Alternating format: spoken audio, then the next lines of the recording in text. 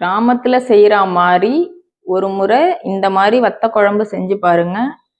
ரொம்பவே சுவையாவும் மணமாவும் இருக்கும். இதுக்கு எதையுமே வறுத்து அரைச்சிலாம் நம்ம சேர்க்க வேணாம். வீட்டில் வத்தல் இருந்துச்சுன்னா ஈஸியாக செஞ்சிடலாம். அதுக்கு ஒரு மண் சட்டியில் நல்லெண்ணெய் விட்டு ஒரு கைப்பிடி பூண்டு, ஒரு கைப்பிடி சின்ன வெங்காயம், அதில் நம்ம பாதி எடுத்து 1 2மா தட்டி ஒரு ஸ்பூன் அளவுக்கு மிளகு, ஒரு அரை ஸ்பூன் ஜீரகம் எல்லாத்தையும் ஒரு இடிக்கல்லில் வச்சு ஒன்றும் பாதியுமா நசுக்கி எண்ணெயில் போட்டு வதக்கிக்கலாம். அப்புறம் மிச்சம் இருக்கிற பூண்டு வெங்காயத்தையும் சேர்த்து வதக்கிட்டு ஊற வச்ச மாவத்தல், கத்திரி வத்தல் இது ரெண்டுத்தையுமே போட்டு நல்லா வதக்கி விட்டுறலாம். மாவத்தலையும் கத்திரி வத்தலையும் ஒரு 1/2 அன் ஹவருக்கு முன்னாடியே ஊற வச்சுக்கோங்க.